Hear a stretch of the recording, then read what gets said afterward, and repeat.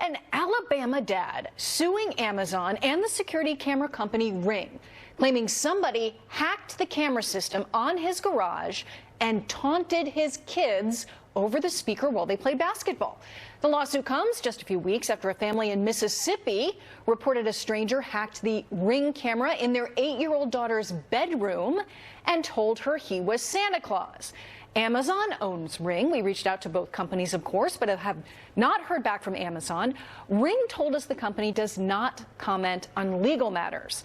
Let's bring in David Pietro. He is a trial attorney and a former state prosecutor.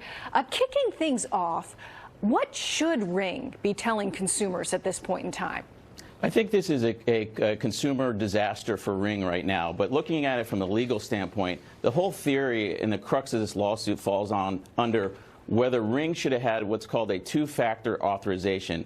And your viewers might be familiar with this, is when a bank sends a text message to your cell phone to make sure that if you're changing your email password or your banking password, that you are the actual person doing that. I don't believe, and I've never seen any law, and I don't believe there's a legal standard that this is required for a company like Ring to have for their software system. I think it's horrible what happened to these folks, but at the end of the day, this is a case of no damages.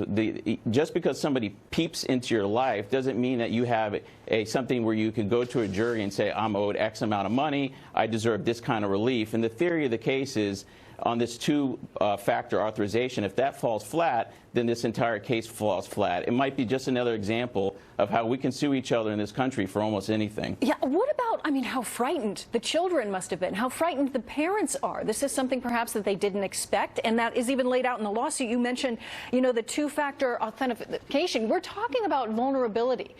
You're allowing, essentially, people to look into your home. Is there a higher standard that you should be required to live up to if you're essentially providing that window that could potentially be abused? I think this is similar to a case of if you slip and fall and don't hurt yourself. I think, yes, there's something wrong here. It's a consumer issue for Ring, but whether you can actually go to a jury and say, I slipped and I fell, but I don't have any injuries, so therefore I should have money damages. Because at the end of the day, they're asking for a jury in California to award money damage. What happened to these children and these people, these perpetrators that broke into the system, they should be prosecuted criminally. That's a criminal invasion, and they should be prosecuted under their state laws. But Ring didn't do this, so I don't see how Ring is negligible for having their systems cracked. But if Ring knows it's possible and knows of ways that consumers could be warned into how to make this more difficult, as you mentioned, the two-factor authentication, which in this lawsuit they argue that Ring had a responsibility to tell the consumer about that.